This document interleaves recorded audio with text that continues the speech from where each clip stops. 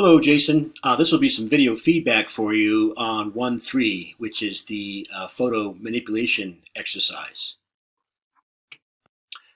Jason, this is what your package looks like, and it's complete. And I'm assuming that on the Word document, um, you have the before and afters. Now, you could have created a PDF or a Word document, but so that's fine. That was just as long as you have the before and after. So I'm assuming, let's see, have you labeled them? Okay, let me zoom out. Maybe I can compare them that way. Oh, nice, yes. And then you have their sources at the end of the document. So it's a little bit too small. So just off the bat, without looking at your layers, I'm assuming that this is the before, kind of orangey, ruddy. This is much more natural, I think, and much more appealing. And on the, where is that? You know, the nice thing about Amethyst Bay being fictional is that you can really set it however you want. This looks like somewhere on the Amalfi Coast or something. Beautiful, though. And your changes are subtler here, I think. Okay, well, let me take a look at the Photoshop files. Good job, though, at first glance. And so you've got the Photoshop files here. Let me take a look at that Amalfi Coast one. Size, just off the bat, I'm thinking that they might be a little small. So let's see how they are when I open them up in Photoshop. Okay, so here's that image. Let me zoom out. And get rid of some of the distraction in the background.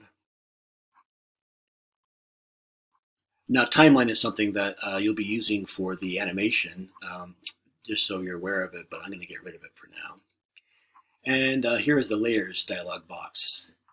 Now, all I see is a background on this one. You know that you can create layers. I'm off screen here. What I'm doing is I'm going to create a new adjustment layer, and it's in Photoshop. And I'm just going to adjust let's say the saturation. Okay, so it's created a new layer. I'm going to keep the label hue saturation, and then I'm going to hit OK. Here's this dialog box. Let's say I don't want it quite so saturated, and this may all be old hat to you, so pardon me, but I can change the saturation to something a little bit maybe more realistic, or at least to my eyes, but everybody's eyes are different. So, or I can change it towards sort of a pinkish cast, or I can go towards a greenish cast, with the natural one being somewhere towards the center.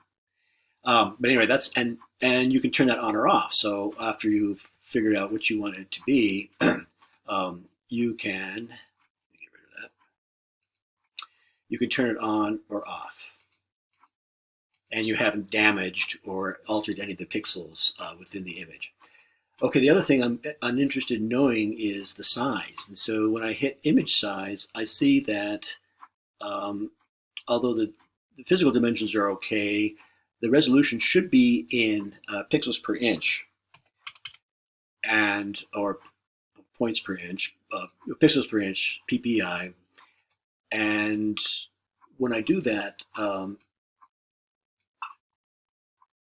notice how small it becomes. It becomes 2 by 3. So you could use this as a small, say, playing card sized image. Or I would say, perhaps find something that's a little higher res that is the same. But for this exercise, it's good. Just make sure that you master the idea, or wrap your head around the idea of editable layers. Okay, so I'll take a look at the other image separately before I fill out the rubric. But nice choice of images. I think the palette on them is distinctive, but it will go with Amethyst Bay. And I look forward to seeing what you come up with this week.